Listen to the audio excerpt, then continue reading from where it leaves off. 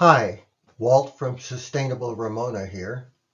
Welcome to the first environmental news bulletin. We post a large amount of media content on our website and our Facebook group page. Periodically, we will gather together the most interesting articles and information for highlighting to help guide you to the information of most interest to you. So without further ado, we shall begin. Our first article is on green hydrogen by Futurity. Green hydrogen is produced without the use of fossil fuels. To fight climate change, there are industries such as steel manufacturing and transportation for trucks, buses, trains, and aviation that will require hydrogen as a fuel. If this new technique continues to improve efficiency, hydrogen might also become an energy storage medium. There are not many no-brainers in the world, but this has to be one of them. One of the considerations not mentioned in the article is that solar panels operate most efficiently if they are kept cool. Solar panels placed above water canals will optimize energy creation. The state committed $20 million in public funds, turning the pilot into a three-party collaboration among the private, public, and academic sectors. This article appears courtesy of PBS. On June 15th, Sustainable Ramona held its community forum to discuss a pathway to energy independence. The goal is for Ramona to form our own nonprofit electric utility. The forum was a success, and a video of the event has been posted in our Facebook page and our YouTube channel called, appropriately enough, Sustainable Ramona. On July 26th, the San Diego City Rules Committee met. One of the actions taken that day was on this letter proposing a ballot initiative on behalf of the city residents.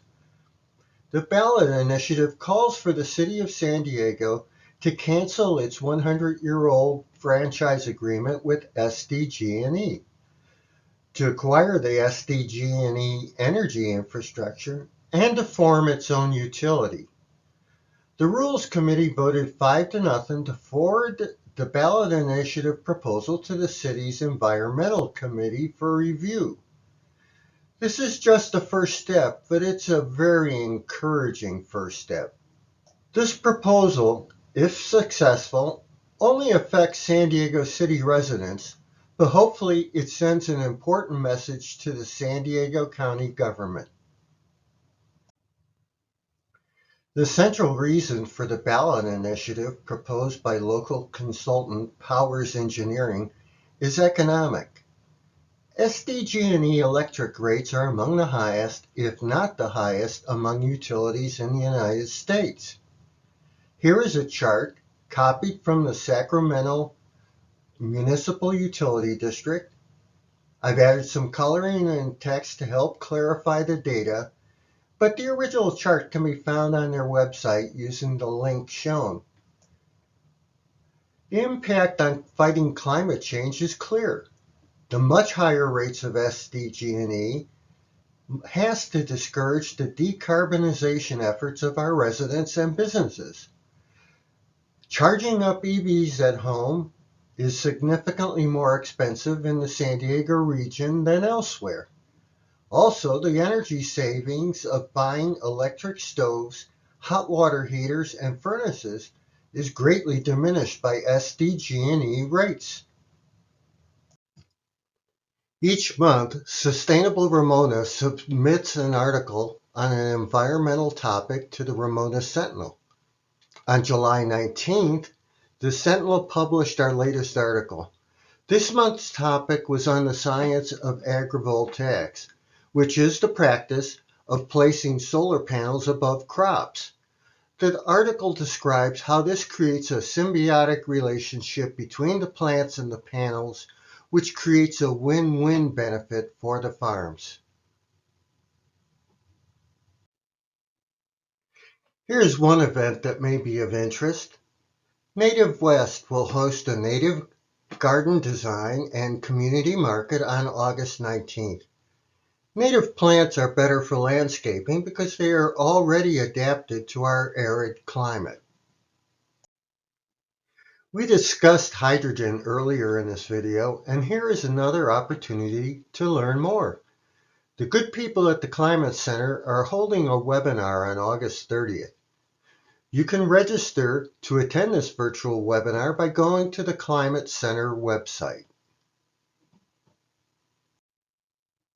One of the key requirements of renewable energy is to have sufficient energy storage capacity for when the sun doesn't shine and the wind doesn't blow.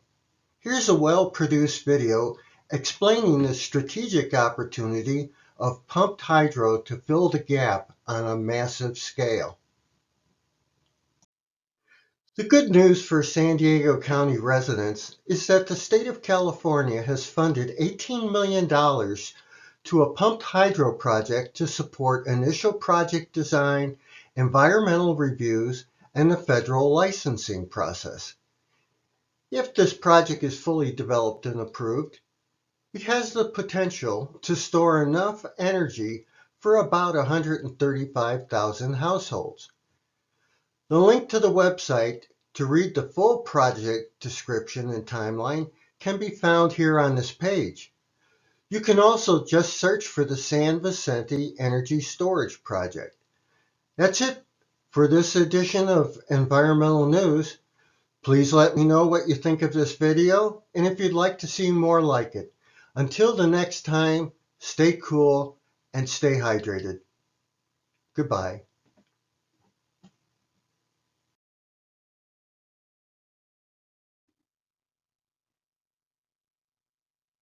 We have all of the technologies that we need right now, along with proven deployment models, to cut emissions almost in half within the next 7 years. That's from the International Energy Agency. The IPCC agrees. Now, the next 50% between 2030 and 2050, we know the technologies that will help us, that will allow us to do that as well. Some of those are still in development, need more work, but we have a clear line of sight to how to get there. But the immediate challenge is to use the solutions already available to us to cut the emissions in half within the next 7 years. And we can do it. And there's hope. You know, in the IPCC report, there was a lot of dire news, and they've been, metaphorically setting their hair on fire to try to get our attention for quite a while. But there was also some good news, and here are two good news items. Number one, once we reach true net zero, the temperatures on Earth will stop going up in as little as 3 to 5 years. And then if we stay at true net zero, half of the human-caused CO2 would fall out of the atmosphere into the trees and the upper ocean in as little as 25 to 30 years.